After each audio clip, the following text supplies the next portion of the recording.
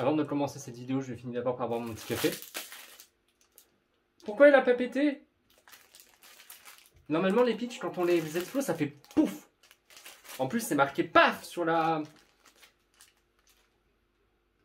Je suis très déçu là. Ma journée commence très mal. Et bonjour à tous. Aujourd'hui, nouvelle vidéo. Déjà, avant de commencer, je tenais à vous souhaiter une très bonne année 2022.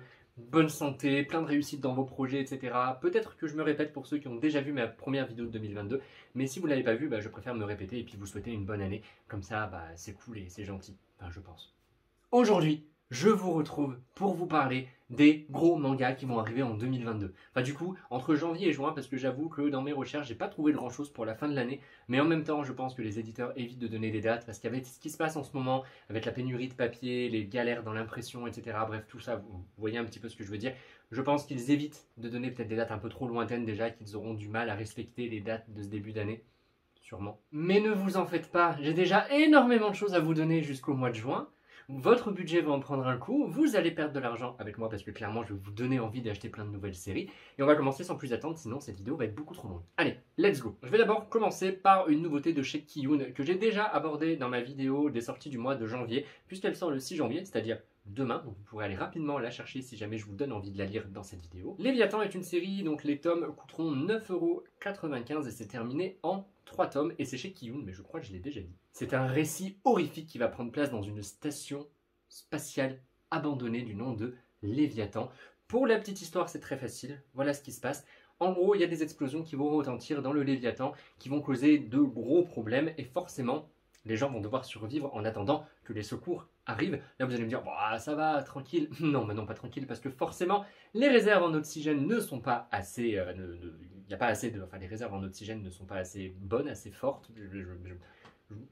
Attendez, je vais chercher mes mots encore, parce que je ne sais pas quoi dire, là. Ça y est, j'ai trouvé le mot. Les réserves en oxygène... Enfin, je l'ai trouvé, en fait, je l'ai lu sur mes fiches.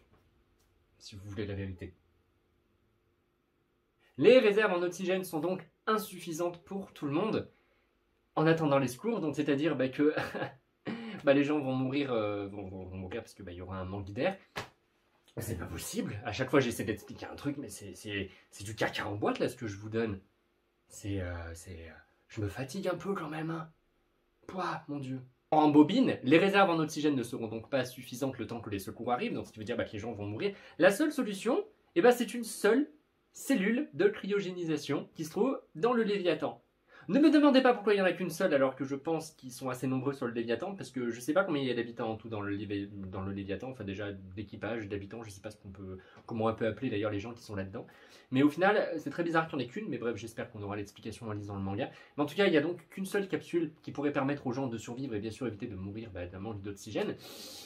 Bien sûr, il n'y a qu'une seule capsule et à mon avis, il y a quand même pas mal de gens qui la veulent. Donc, ça va être un récit de survie qu'on va lire. Et là, vous allez me dire, on va devoir les suivre pendant leur survie et tout. Non. Maintenant, on va aller dans le futur. Et en fait, il y a des pilleurs d'épaves, des pilleurs de vaisseaux, bref, qui vont simplement rentrer dans le Léviathan parce qu'il est à la dérive. Et ils vont trouver le journal intime d'un collégien et ils vont lire ce journal intime. Et c'est à travers ce journal intime qu'on va savoir ce qui s'est passé sur le Léviathan pendant... du coup, cette espèce de mission de survie pour tenter d'atteindre cette espèce de capsule de cryogénisation. Voilà, j'espère que vous avez compris. Alors maintenant, est-ce qu'il va y avoir des monstres? Est-ce qu'il y aura des créatures? Est-ce qu'il y aura des choses surnaturelles? Je ne sais pas du tout, parce que c'est resté assez mystérieux dans le pitch, mais après il parle d'un récit horrifique, donc peut-être qu'on aura d'autres choses, à moins que les gens se foutent sur la gueule d'une manière assez violente, c'est-à-dire qu'ils se mettent à s'entretuer, etc., et à devenir extrêmement violents et que ça devienne un vrai survival. Là, je comprendrais le terme horrifique, mais peut-être qu'on aura d'autres choses, je ne sais pas du tout, mais en tout cas, cette nouveauté me tente énormément. D'ailleurs, pendant que je parle, je vous mettrai des dessins sur le côté. Je vous mettrai également la couverture, bien sûr, pour que vous puissiez un peu avoir un aperçu de ce manga. Mais en tout cas, cette première nouveauté me tente. Dans la vidéo des sorties janvier, je vous avais dit que je ne l'achèterais pas forcément. Si, demain, je vais littéralement me jeter dessus parce que je la veux. Et de toute façon, du coup, je vous en reparlerai dans le book haul qui sortira dimanche sur ma chaîne. Maintenant, nous allons passer à une nouveauté de chez Kazé qui sortira le 9 mars en France. Ça s'appelle Look Back et c'est par le mangaka de Chainsaw Man. Alors, Chainsaw Man, je vous reparlerai de cette série très prochainement dans l'une de mes futures vidéos, vendredi pour être honnête avec vous. Voilà. Et en fait, je suis très intrigué parce que Chainsaw Man c'est quand même assez what the fuck, c'est même hyper méga tordu pour ceux qui l'ont lu. Et là on a le droit à une série qui est totalement différente. Puisque nous allons suivre l'amitié entre deux mangaka qui vont être séparés suite à un drame. Voilà ce qu'on sait du scénario et je suis en fait hyper intrigué, j'ai vraiment envie de lire cette histoire tout simplement parce que le mangaka de Chainsaw Man, comme je vous l'ai dit, nous a habitués à quelque chose d'assez violent, bourrin, assez bizarre et là on va avoir un récit assez tendre je suppose avec des personnages réels, sans horreur, sans monstres, etc. Je me demande vraiment ce que ça va valoir en fait et j'ai vraiment hâte de lire son histoire. Apparemment il y a une grande maîtrise narrative dans ce manga et je vous dis mais moi ça attise vraiment ma curiosité et en plus c'est un one shot donc moi, je lui donne ma chance, c'est parti. Ensuite, une nouveauté encore de chez Kiyun à venir à partir du 7 avril. Il s'agit de Ranking of Kings. Alors, Ranking of Kings, c'est une série qui est terminée au Japon en 12 tomes, donc ça c'est cool. Mais je pense que vous connaissez peut-être cette série avec l'anime qui est diffusé en ce moment sur Wakanim. Et alors, sur Wakanim, moi je me suis pris une claque. Pour moi, c'est l'anime de la saison précédente, du coup de la saison automne, parce qu'il a commencé en octobre. Il était incroyable. Je chialais à chaque épisode, je vous jure. Parce qu'en fait, on va suivre Boji, et Boji est le fils d'un roi qui est plutôt assez badass. Je vous mettrai l'image du roi juste ici, si j'arrive à en trouver, mais je pense que oui. C'est un roi qui est énorme, qui est très musclé, il a une force herculéenne, et il est hyper puissant. Boji, il est tout petit, il est sourd, il est muet, il sait pas se battre. Et c'est l'héritier du royaume. Et le roi est malade. Donc le roi malade, ça pue la mort. Ça pue la mort, ça veut dire que Boji pourrait prendre le trône. Mais alors Boji sur le trône, il va y avoir un petit problème. Alors là, bien sûr, je parle surtout par rapport à l'anime, mais dans l'anime, il s'en prend plein la gueule et la vie est absolument horrible avec lui. C'est monstrueux, je vous jure. J'arrête pas de pleurer en regardant cet anime tellement il est touchant, c'est beau. J'ai vraiment hâte d'avoir cette nouveauté, juste parce que au final, j'ai vu l'anime que j'ai adoré. Maintenant, peut-être que j'achèterai les 2 premiers tomes et après, on verra. Parce que au final, enfin les premiers tomes, parce qu'il faut vraiment voir. Parce que des fois j'achète un manga parce que j'ai adoré l'anime et au final quand c'est vraiment trop copier-coller à l'anime, en gros que l'anime copie-colle trop le manga et que vraiment il n'y a aucun rajout, il n'y a aucun supplément, il n'y a aucune chose qui a été coupée, du coup j'ai tendance au final à arrêter le manga parce que ça sert à rien. Mais c'est pas rare que dans les mangas il y ait beaucoup plus de détails, il y ait des scènes en plus, il y ait des choses supplémentaires, ça se passe pas forcément comme ça. On peut par exemple prendre Tokyo Ghoul, le manga est différent de l'anime. Donc c'est pour ça que je veux quand même laisser une chance à ce manga, mais sachant qu'il est terminé en 12 tomes, je me dis mais pourquoi est-ce que dans l'anime est-ce qu'ils iraient modifier des choses, peut-être même qu'ils ont rajouté des choses pour le faire durer sur le temps, je sais pas du tout. Mais en tout cas j'ai quand même hâte de voir ce que ça va donner. Pour le scénario, notre petit Boji va rencontrer une ombre qui va l'accompagner lorsque sa vie va totalement basculer, parce que vous vous en doutez, sa vie va basculer. On va pas le suivre dans son petit train-train quotidien. En plus il est beaucoup trop mignon parce qu'il a un petit train-train, mais bref, je vous laisserai découvrir ça, mais pour moi en anime c'est une véritable petite pépite et si jamais ça vous intéresse, c'est sur Wakanim. Et c'est vraiment cool, allez jeter un coup d'œil et peut-être que vous lirez le manga au mois d'avril quand ça sortira. De toute façon, je vous en reparlerai. Maintenant, c'est pas forcément une nouveauté, mais j'avais envie de mettre le tome 100 de Détective Conan qui sortira chez nous le 3 juin 2022 dans cette vidéo. Parce qu'au final, je trouve ça dingue quand même, un tome 100. Il y a le tome 100 de One Piece qui est sorti il n'y a pas très longtemps. Et je sais pas pourquoi, mais dans ma tête, Détective Conan, c'est genre une série qui dure. Alors qu'en fait, One Piece aussi a 100 tomes, mais ça me fait pas la même impression quand je pense à One Piece que quand je pense à Détective Conan. Peut-être parce que Détective Conan, je me souviens quand je regardais le dessin animé, quand j'étais petit, il y a genre peut-être 20 ans, même plus de 20 ans, je regardais ça quand ça passait sur France 3 et j'adorais regarder toutes les enquêtes de Détective Conan. Peut-être parce que ça me suit depuis beaucoup plus longtemps et je suppose que la série est beaucoup plus vieille, que du coup on a cette impression de durer dans le temps, mais en tout cas il y a 100 tomes et je trouve ça cool, voilà, pour les fans. J'ai toujours voulu commencer la série, mais comme il y a déjà 100 tomes, non, parce que clairement non, clairement non, j'y arriverai pas. En plus j'ai envie de commencer One Piece et jamais je commence les deux en même temps. Le Ikiryu il est dans la merde, totalement dans la merde. Maintenant on revient avec les nouveautés, une nouveauté de chez Pika qui va apparaître chez nous le 16 février avec ses 2 premiers tomes. Il s'agit de la suite de Seven Deadly Sins, il s'agit de Four Knights of the Apocalypse. Mon accent anglais est très compliqué, je viens d'essayer de rester cette phrase à peu près 15 fois, je n'arrive pas à dire Knight, Chevalier, les 4 chevaliers de l'Apocalypse. Voilà, en français c'est beaucoup plus facile à dire, mais au moins vous l'avez compris, de toute façon vous le voyez là. C'est dur de dire certains mots en anglais. J'aime bien l'anglais, mais des fois c'est un peu chiant. Hein. Bref, ça se passe 16 ans après les événements de Seven Deadly Sins et Non mais même Seven Deadly Sins, j'y arrive pas. Au bout d'un moment quand même, faut faire un effort dans la langue là. C'est pas possible. Ça se passe 16 ans après les événements de Seven Deadly Sins et on va suivre le petit Percival qui vit pépère au sommet de sa montagne avec son grand-père. La montagne qui s'appelle le Doigt de Dieu. Pourquoi, faut le préciser, je sais pas, c'est marqué dans le résumé, donc je vous le dis. Tout va bien, ils vivent une petite vie pépère, sauf qu'un jour, il y a un petit chevalier avec une grande armure rouge qui va venir les voir pour leur en foutre plein la gueule et totalement les mettre à terre. Voilà, presque même les tuer au final. Mignon comme petite visite sur le doigt de Dieu, ma foi. Et en fait, ce chevalier doit tuer toutes les personnes qui sont apparentées aux 4 chevaliers de l'Apocalypse, qui apparemment reviendraient pour détrôner Arthur du trône de Camelot. Bien sûr, le petit Percival va survivre et va partir en quête de vengeance et d'aventure. Voilà. Je comprends la vengeance parce que quand même ils sont un peu pris plein la gueule avec son grand-père. D'ailleurs, on ne sait pas si le grand-père est mort ou vivant. Comme il part en quête de vengeance, peut-être que du coup son grand-père est mort, comme ça la quête de vengeance serait vraiment folle. Et bien sûr en quête d'aventure aussi. Et alors là, bien sûr, je vous dis pas pourquoi j'ai hâte de lire cette série. J'ai adoré Seven Deadly Sins, j'ai adoré l'univers, l'ambiance, les personnages. Donc j'ai hâte de retourner dans cet univers. Et là, c'est toujours en cours au Japon avec 4 tomes. Et peut-être qu'on va encore repartir pour une longue série comme Seven Deadly Sins ou pas. On verra bien, mais en tout cas, les 2 premiers tomes sortiront ensemble le 16 février. Je vous en reparlerai très rapidement. Autre série avec laquelle vous allez vous ruiner en 2022, il s'agit de Naruto en édition Okage qui sortira à partir du 18 mars 2022. C'est prévu en tout en 36 tomes et c'est des grands formats à 15 €. Alors on aura la sortie simultanée des tomes 1 et 2 en mars 2022.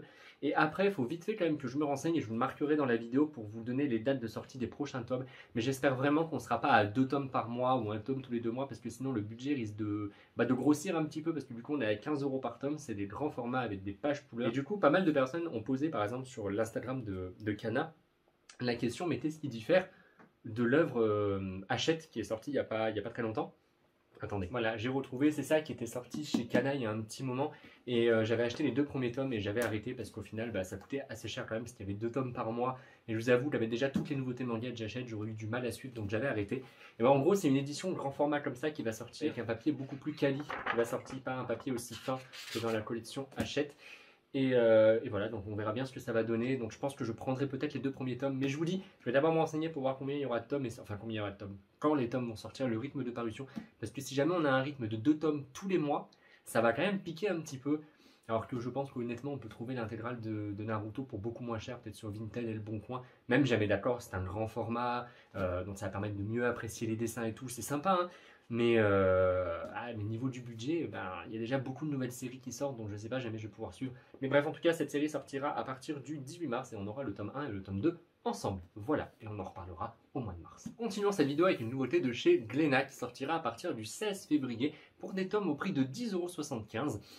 Et c'est terminé en 3 tomes et ça s'appelle Le Livre des Sorcières. Le Livre des Sorcières, ça va revisiter l'histoire vraie de Jean Wyer, W-I-E-R, je ne sais pas trop comment ça se prononce, qui était un médecin ayant existé entre 1515 et 1588, qui était contre la chasse aux sorcières. Dans ce manga-là, on va un petit peu traiter du bestiaire fantastique de l'époque, mais également des mœurs et coutumes de l'époque, etc. Donc ça m'a l'air super intriguant. En plus, ce docteur a même commencé à faire de la psychiatrie à cette époque-là, et ça m'a l'air tellement intéressant, tellement intriguant, j'en attends vraiment beaucoup. J'adore tout ce qui touche en fait au Moyen-Âge, tout ce qui touche à la période du Moyen-Âge, et même encore plus tout ce qui touche à la période de la peste noire. Je trouve ça super intriguant. D'ailleurs, j'avais même un roman sur la peste noire. Je sais pas, je trouve ça en fait hyper intriguant de voir comment est-ce qu'il traitait les épidémies à l'époque, etc. Bref, ça m'a toujours intéressé. Voilà pour la petite anecdote Ikiryo. Ce manga a vraiment l'air cool et j'ai hâte de découvrir ça au mois de février chez Glénat. En plus de ça, c'est une série courte en 3 tomes, donc que demander de plus, moi je suis content. Avec l'édition Okage de Naruto, vous croyez qu'Ikiryo avait terminé de vous ruiner? Non, parce que maintenant je vous parle de Dragon Quest. Oui, bien sûr. Dragon Quest, la quête de Dai. Les tomes vont coûter 12,50 €. Alors apparemment, il y aura une redécoupe des tomes avec des pages en couleur à l'intérieur. Donc je pense que c'est pour ça que les tomes sont un peu plus chers. Et on aura le droit à une série de 25 tomes en tout. On aura la sortie simultanée du tome 1 et du tome 2 pour le 2 mars. Alors autant vous dire que si jamais le 2 mars on prend les 2 tomes simultanés, du coup les 2 tomes de Dragon Quest à 12,50 € plus les 2 tomes de Naruto, déjà le budget du mois de mars il est éclaté. Alors côté histoire, le roi du mal est de retour plus puissant qu'avant et il va retourner sur l'île de Dermline pour se venger de la personne qui l'avait tué précédemment, c'est-à-dire un monsieur du nom de Avan. Avan, je ne sais pas comment ça se prononce, c'est pas trop grave. Sauf que le petit Avan, on va l'appeler Avan, c'est quand même plus classe que Avant. Oui, quand même, a perdu a consommé toute son énergie pendant l'entraînement de Dai. Donc, est-ce qu'il va réussir à rebattre le roi des démons alors que celui-ci est encore plus fort qu'avant? Mystère et Boule de Gomme, on l'apprendra en lisant ce tome simplement au mois de mars. Par contre, Dragon Quest, je pense que j'aurais peut-être un peu plus de mal avec les dessins. Je vous en mettrai quelques-uns ici si jamais je peux, mais j'ai peut-être un peu du mal avec ce côté assez vieux des dessins, donc on verra au mois de mars. Vite fait, hein, j'en parle, mais là, toutes les dates que je vous donne, c'est possible qu'elles changent à cause notamment de la situation actuelle, vous le savez. Donc là, je vous donne des dates, mais si ça se trouve, elles vont être repoussées, ces séries sortiront peut-être un peu plus tard. De toute façon, je vous tiendrai au courant dans mes vidéos, ne vous en faites pas. Si jamais je vois qu'un jour il y a un update sur une série que j'ai abordée aujourd'hui, que vous l'avez noté, que vous attendez avec impatience sa sortie, je vous dirai, en fait, cette série est décalée à temps. Ne vous en faites pas, je vous tiendrai au courant. Et donc, Dragon Quest, on verra. Voilà, on verra. Je lui laisse sa chance, on verra. Je pense que je vais quand même le réserver chez mon libraire. Je pense que je le feuilleterai un petit peu pour voir ce que ça donne. Et au pire des cas, je me prendrai les 2 premiers tomes et j'achèterai peut-être pas la suite. En tout cas, on verra, mais ça m'intrigue et ça me tente. En plus, j'avais joué au jeu mobile, parce qu'il y a un jeu sur téléphone qui était sorti il n'y a pas très longtemps. Je l'avais trouvé assez cool. Donc on verra. Allez, plus que 2 séries pour clore cette vidéo, ça sera déjà pas mal parce que je trouve que ce début d'année commence assez fort avec quand même des séries qui me tentent vraiment beaucoup. Et n'hésitez pas d'ailleurs à me dire dans les commentaires si jamais vous aussi ces séries vous tentent et jamais vous avez peut-être d'autres séries que vous attendez avec impatience. N'hésitez pas également à vous abonner parce que ça me fera plaisir. Nouveauté également de chez Kiyun qui sortira le 3 mars. Le mois de mars, en fait, moi je vous parle du mois de février qui est hyper lourd en sortie manga. Alors, le mois de février, il est hyper lourd en sortie manga ensuite, mais alors le mois de mars, on se fait défoncer avec les nouveautés. Ah mais totalement. C'est toujours en cours au Japon avec 6 tomes. Et alors cette nouveauté, j'ai très étonné parce que je vous avoue que quand j'ai vu les premières images, je m'attendais vraiment encore à un manga de fantasy assez classique. Et bah pas vraiment. Et ça c'est cool. Je vais peut-être vous dire le nom du manga, ça s'appelle Frieren, le manga. Voilà, je pense que ça se prononce comme ça, mais en tout cas voilà le nom du manga. Je me permets juste de lire les noms des personnages parce que sinon clairement je vais jamais réussir à les retenir. On va suivre Himmel, on va suivre Frieren qui est une elfe, on va suivre un nain Essen et un prêtre Etor. Voilà, qui viennent de tuer le roi des démons et qui reviennent tranquillement pour retrouver une vie paisible. Il faut savoir que l'elfe, bien sûr, est immortelle et elle a une vie qui est très longue. Et en fait, elle promet à ses camarades de revenir dans 50 ans pour les revoir. Sauf que 50 ans plus tard, Himmel, qui était dans leur groupe, malheureusement est en train de mourir parce qu'il a vraiment vieilli. Et ça va lui donner un petit coup au moral, en fait, avec un autre elfe qui se rend compte qu'au final, la vie des hommes, ça passe très vite, beaucoup plus vite que sa vie à elle. Parce qu'elle, 50 ans, c'est rien du tout pour sa vie. En fait, c'est vraiment une approche, une fantaisie un peu plus délicate et originale que d'habitude, puisque là, en fait, on n'aura pas de combat, enfin, en tout cas, d'après ce que le résumé peut nous en dire, on n'aura pas de combat, d'action, etc. On aura vraiment une elfe qui va d'ailleurs apprendre les arcanes du cœur. Alors je ne sais pas du tout ce que ça veut dire, ça dans le résumé. Elle va apprendre les arcanes du cœur. Je ne sais pas du tout ce que c'est, mais en tout cas, on aura beaucoup d'amitié. Le fait, bien sûr, d'aimer les gens, tout ça. Et puis, bien sûr, notre elfe va se rendre compte de l'importance de la vie en voyant ses camarades mourir également. Donc, je pense que ça va vraiment être une approche très originale de la fantaisie, différente de d'habitude. Et ça m'a fait vachement penser au Seigneur des Anneaux, avec le nain, l'elfe, le prêtre, qu'on pourrait qualifier de magicien. Ça m'a vraiment fait penser au Seigneur des Anneaux, j'ai vraiment trouvé ça cool. Et ça, j'ai vraiment hâte de voir cette approche-là de la fantasy. Ça se trouve, ça ne me plaira pas du tout, mais Kiyun, avec ses grosses nouveautés, en plus, ils la mettent en avant quand même déjà depuis novembre-décembre, je crois. On n'est jamais déçu par les nouveautés de chez Kiyun, donc j'ai vraiment hâte de voir ce que ça va donner. La dernière série, c'est Full Night, qui est toujours en cours au Japon avec 2 tomes et qui sortira à partir du 18 mai. Ça sera au prix d'ailleurs de 7,60 €, donc un prix classique.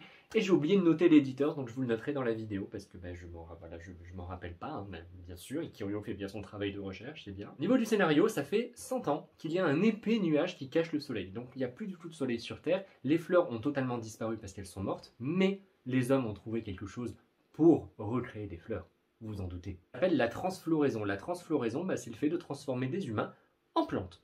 Voilà, c'est plutôt cool. Vous avez toujours rêvé de devenir une pâquerette?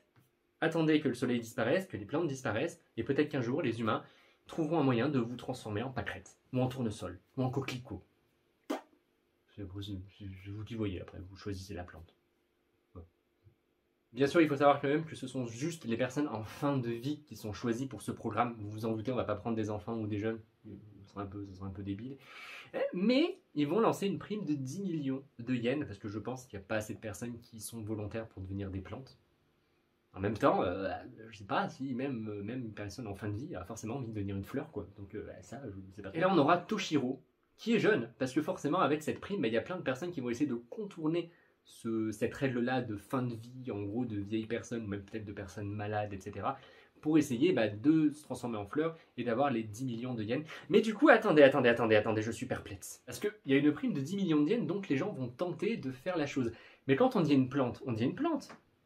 Donc au final, pour moi, la personne meurt. Donc ça sert à quoi d'être une plante riche?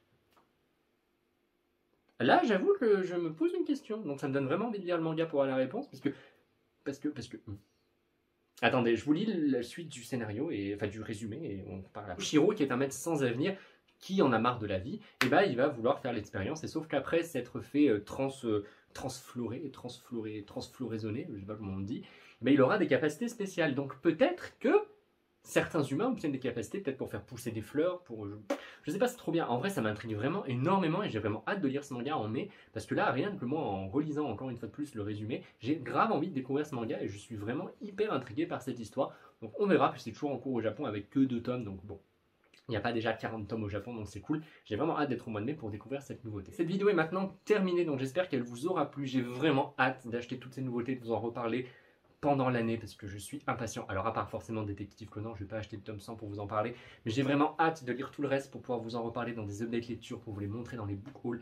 Bref, comme d'habitude, surtout hâte d'être au mois de mars, parce qu'au mois de mars, on est vraiment gâté en termes de nouveautés. Même si à la fin du mois de mars, du coup, je serai totalement à la rue, c'est pas grave, j'aurai de la lecture, donc je m'en fous. Voilà. Merci beaucoup d'avoir regardé cette vidéo, n'hésitez pas à liker, à commenter, à partager, surtout à vous abonner à ma chaîne, ça me fera plaisir. Et moi je vous retrouve à vendredi pour une nouvelle vidéo, les flops manga 2021. Et vous n'êtes pas prêts pour cette vidéo, je vous promets que vous n'êtes absolument pas prêts, parce que j'étais pas prêt non plus. Mais vous verrez ça vendredi. Vendredi vers 4-5 heures quand je sortirai la vidéo. Vous verrez ça. Allez, bonne journée à tous et à vendredi.